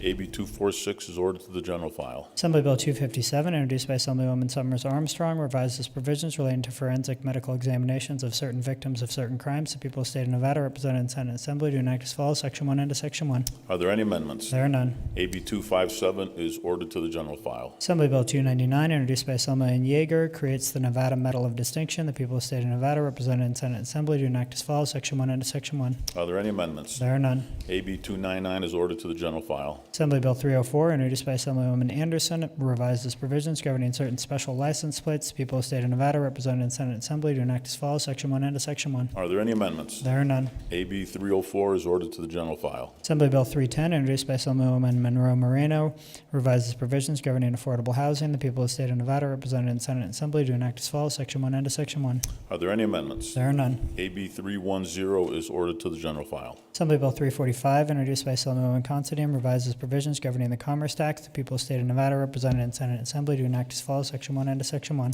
Are there any amendments? There are none. AB 345 is ordered to the general file. Assembly Bill 376, introduced by the Assembly Committee on Government Affairs, establishes provisions governing paid family leave for certain state employees. The people of the state of Nevada, represented in the Senate Assembly, do enact as follows, Section 1 into Section 1. Are there any amendments? There are none.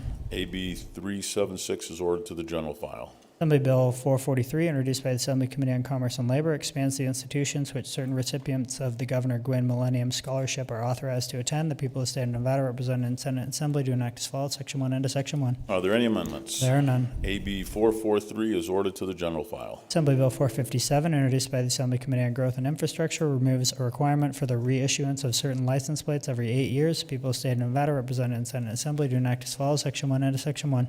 Are there any amendments? There are none. AB 457 is ordered to the general file. Assembly Bill 461, introduced by the Assembly Committee on Ways and Means, revises provisions relating to the Public Employees Retirement System. The people of the state of Nevada, represented in Senate and Assembly, do enact as follows. Section 1 into Section 1. Are there any amendments? There are none. AB 461 is ordered to the general file. Assembly Bill 514, introduced by Assemblyman O'Neill and Yeager, revises provisions governing public buildings. The people of the state of Nevada, represented in Senate and Assembly, do enact as follows. Section 1 into Section 1. Are there any amendments? There are none. AB 514 is ordered to the general file. Assembly Bill 517, introduced by the Assembly Committee on Ways and Means, revises provisions governing the Legislative Council Bureau. The people of the state of Nevada, represented in Senate and Assembly, do enact as follows. Section 1 into Section 1.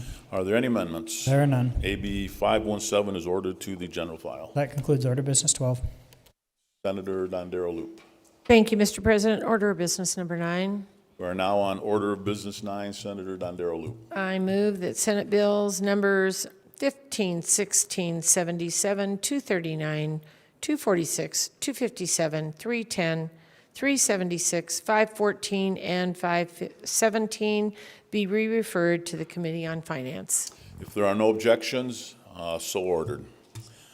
That concludes Order of Business 9. Are now on Order of Business 13, general file. Senate Bill 163, introduced by Senator Scheibel, et cetera, and Assemblywoman Gonzalez, requires certain health insurance to cover treatment of certain conditions relating to gender dysphoria and gender incongruence. The people of the state of Nevada, represented in Senate and Assembly, do enact as follows. Section 1 into Section 1. Are there any amendments? I have amendment number 853, proposed by the Senate Committee on Finance. Senator Dondero Loop. Thank you, Mr. President. I move to dispense with the reading of the amendment. If there are no objections, so ordered. Senator Dondero Loop. Thank you, Mr. President. I move to adopt the amendment. You've heard the motion. Senator Dondero Loop. Senate Amendment Number 853 to Senate Bill 163 makes general fund appropriations of $162,926 in fiscal year 24 and $182,654 in fiscal year 25 to the Division of Healthcare Financing and Policy of the Department of Health and Human Services for the costs of providing coverage under Medicaid for the treatment of conditions relating to gender dysphoria and gender incongruence. The amendment further authorizes related expenditures of $1,239,172 in fiscal year 24 and $1,076,246 in fiscal year 25 for the same purposes. Additionally, Senate Amendment Number 853 to Senate Bill 163 makes general fund appropriations of $19,500 to the Division of Healthcare Financing and the Policy of the Department of Health and Human Services to cover costs for information system upgrades and actuarial rate setting associated with carrying out the provisions of this act, and further authorizes related expenditures of $48,000 for the same purposes. Are there any remarks from the floor? Seeing none, all those in favor signify by saying aye. Opposed, nay.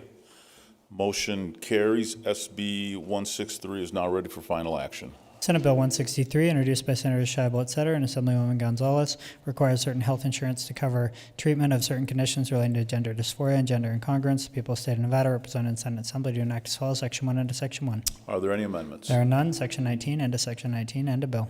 Senator Scheibel. Thank you, Mr. President. I know that the hour is late and it's probably not the ideal time for a long floor speech, so I will try not to be too long. This, however, is an incredibly important bill to me, and I would not be doing my constituents any favors by neglecting to impart upon my colleagues the importance of it. And I know that this is likely to be a party line vote because we have politicized healthcare in our country, and that is a tragedy that I cannot solve today. But what I can do is try one more time in my floor speech to earn the support of my colleagues for SB 163, because this, I really, really hope, is the only time that I speak on the floor on this policy because I hope that it is passed and signed into law this year, and that all of our constituents who are depending on us to stand up for them do not have to wait another 2 years or 4 years or 6 years or another day for their legislators to stand up and say that we see you, we recognize you, and we care about you. And it's not lost on me that advocating for the transgender community is part of my thing. It's like part of my brand, and people expect me to do it, and that's why I brought the bill. That's why I'm the sponsor of SB 163. That's why I have been roaming these halls for months now, bothering my own colleagues, making sure that a hearing has been scheduled, and a work session has been scheduled, and another hearing's been scheduled, and another work session's been scheduled, and an amendment has been drafted, and that amendment's been delivered, and the bill's been delivered to the floor, and then it's been added to the general file, because I care about this policy and because I take my allyship to the transgender community very, very seriously. And you don't have to feel that way to vote for the bill. You don't have to be an ally to the LGBTQ community to vote for the bill. You don't have to understand transgender people. You don't have to understand the history or the community or the fight that's been going on for decades, if not centuries, for equality to be a yes vote on the bill. You can vote yes simply because you, every single elected member of this body, every single one of you, has transgender constituents. You might not know them. They might not be out. They might be non-binary. They might be gender non-conforming. Someone in your district uses they, them pronouns, was assigned male at birth, and now identifies as a woman and uses she, her pronouns.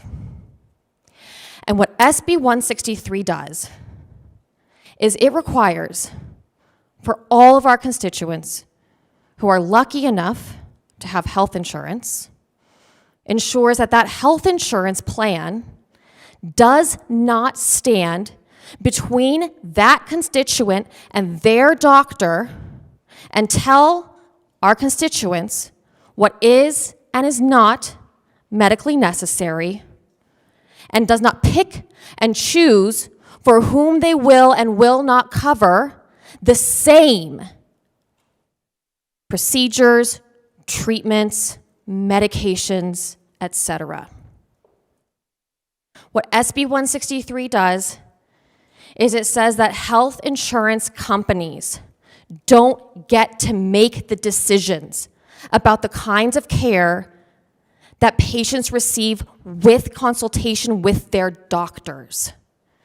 It says that the insurance company has to cover what a doctor prescribes for their patient.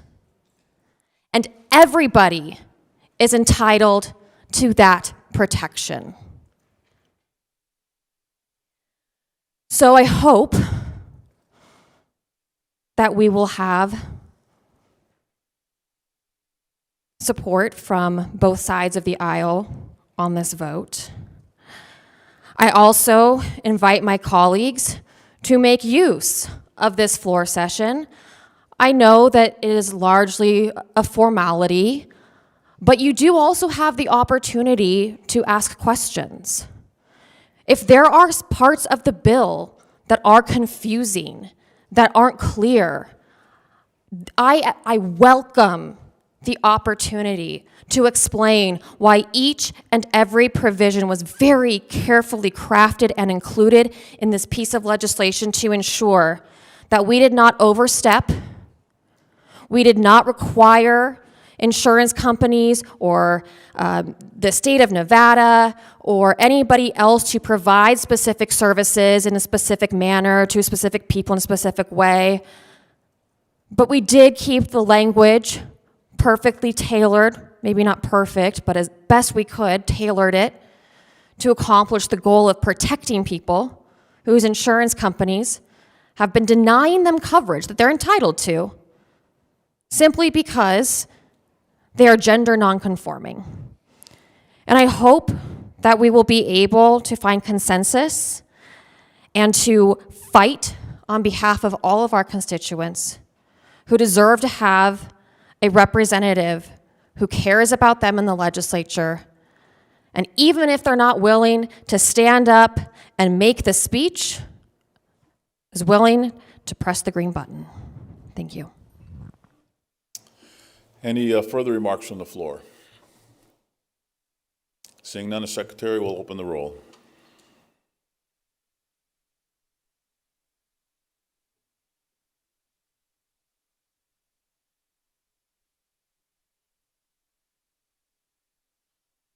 Anyone wish to change their vote?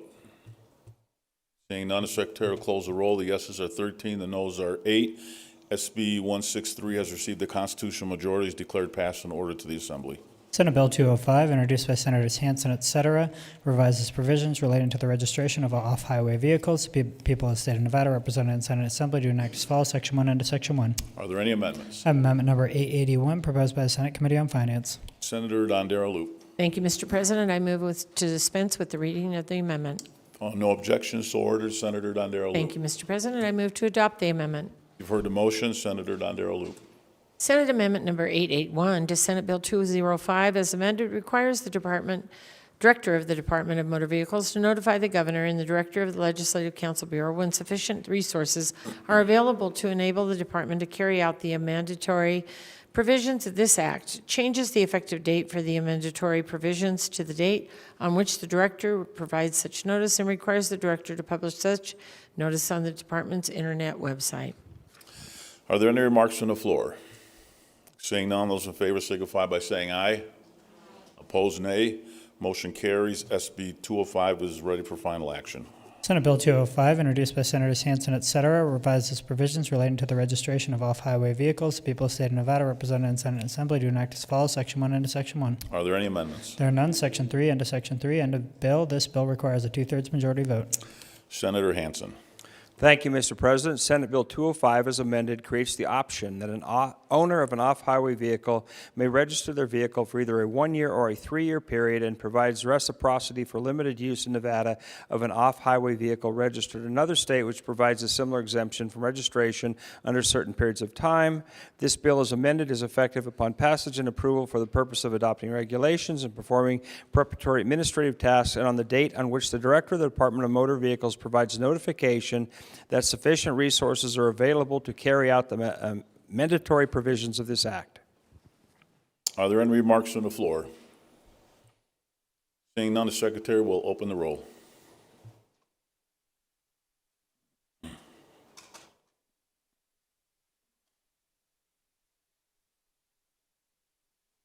Ooh, a lot going on here. Okay, there we go. Does anyone wish to change your vote? Seeing none, the Secretary will close the roll. The yeses are 21, the noes are 0. SB 205 has received the constitutional majority, is declared passed and ordered to the Assembly.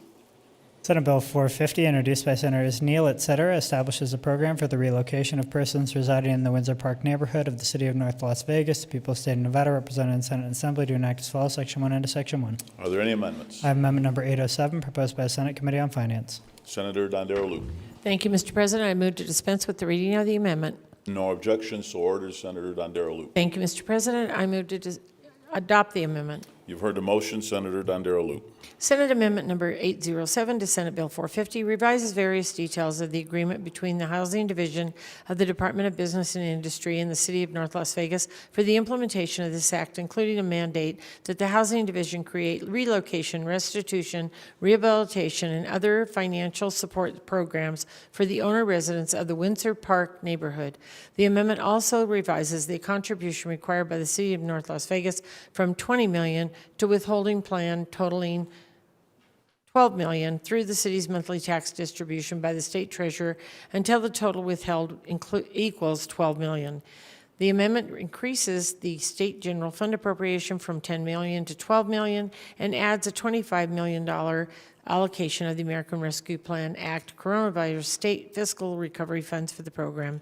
The amendment also adds that a portion of the appropriation must be used for the studies of adjacent land considered for the relocation of homes, declares it is illegal to sell or list for sale a home in Windsor Park, and requires quarterly reports to the Interim Finance Committee from the Housing Division. Are there any remarks from the floor? Seeing none, all those in favor signify by saying aye. Opposed, nay. Motion carries. SB 450 is now ready for final action. Senate Bill 450, introduced by Senators Neal, et cetera, establishes a program for the relocation of persons residing in the Windsor Park neighborhood of the city of North Las Vegas. The people of the state of Nevada, represented in the Senate Assembly, do enact as follows. Section 1 into Section 1. Are there any amendments? There are none. Section 12 into Section 12 into bill. Senator Neal. Thank you, Mr. President. Senate Bill 450 as amended enacts the Windsor Park Environmental Justice Act, which establishes a program for the relocation of persons residing in single-family residences in Windsor Park.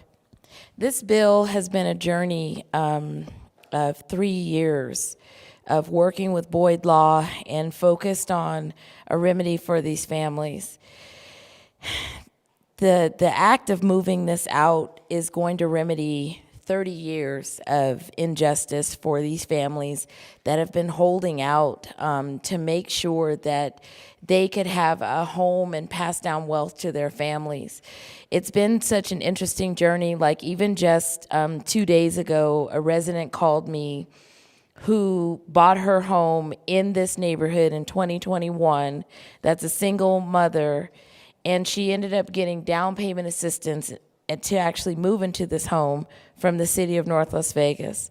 We checked the records to find out if all of the statements that she was making was true. And couldn't figure out how she even passed inspection and got an appraisal on this property. And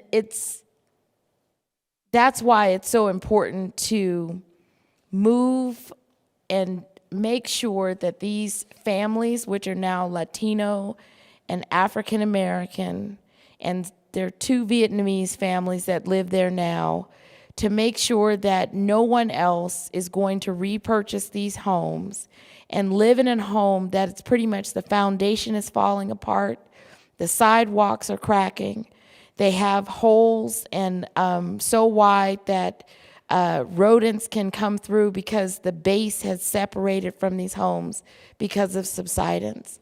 And so I would ask my colleagues to vote for SB 450 because this is going to remedy a 30-year issue where families have been fighting, and the last 90 would be moved out of this neighborhood and into better homes that they can pass down to their families.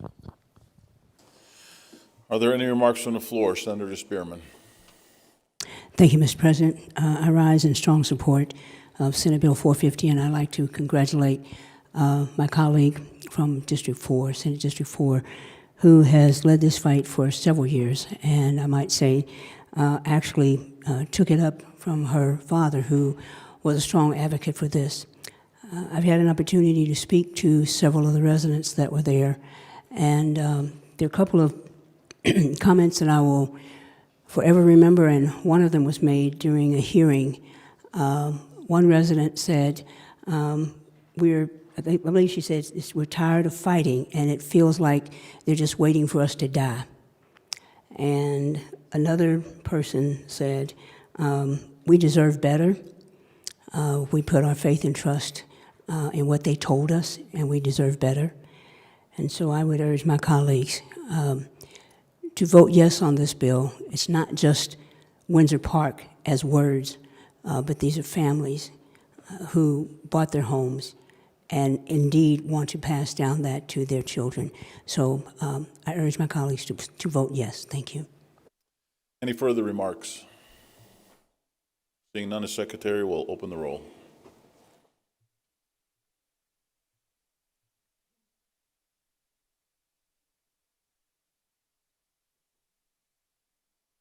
Anyone wish to change their vote? Seeing none, the Secretary will close the roll. The yeses are 18 and noes are 3. SB 450 5-0, has received the constitutional majority, is declared passed and ordered to the Assembly. That concludes Order Business 13 on second agenda. Order Business 16, remarks on the floor, introduction of guests. Senator Buck.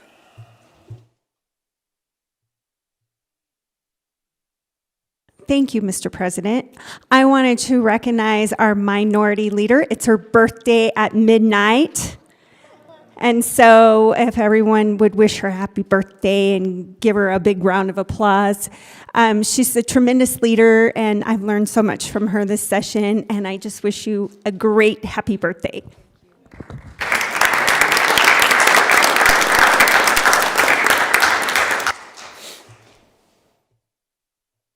Senator Cannizzaro. Thank you, Mr. President. With that, I move that the Senate stand in adjournment until the hour of 9:30 a.m. on Saturday, June 3rd, 2023. You've heard the motion. All those in favor signify by saying aye. Opposed, nay. Motion carries. We are adjourned.